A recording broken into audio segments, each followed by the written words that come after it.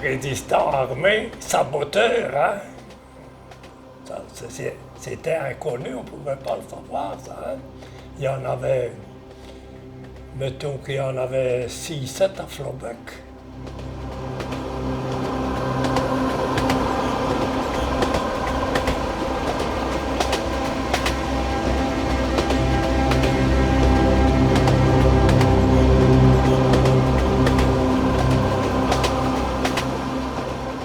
Quand j'avais 23 ans. Alors j'ai fait de la résistance armée, donc sabotage.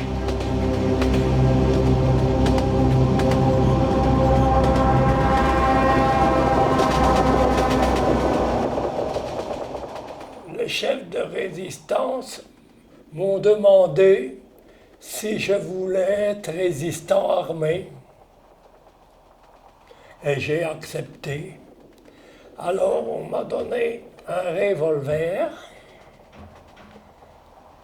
et on m'a demandé de faire des missions donc. Hein. C'était pendant la nuit, hein, toujours la nuit. Toujours la nuit et ça durait, quand tout allait bien, une bonne heure. Hein. Une bonne heure quand tout allait bien. En général, on était entre 5 et 7 résistants pour faire ce travail parce que il fallait dévisser les tire-fonds et pour ça, il fallait 2 hommes. Les conducteurs et tout ça, en général, ils savaient sauter de la machine avant qu'elle ne tombe. Et les wagons,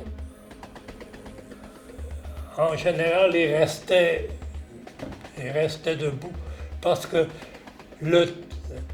la vitesse du train était ralentie avec le déraillement, il était ralenti avant que la machine ne tombe.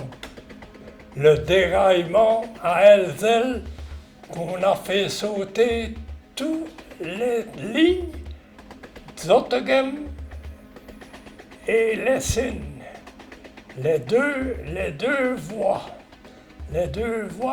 avec la résistance renésienne. Nous avons travaillé là pour faire sauter tous les rails, ça, par explosion là.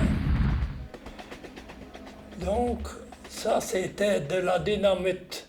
Ça a été un beau sabotage ça, hein, parce qu'ils ont eu du mal pour rétablir la ligne là. Hein. Quand le travail était fini, que le rail était déporté et tout ça, on retournait se coucher. Et le lendemain, on entendait le train déraillé.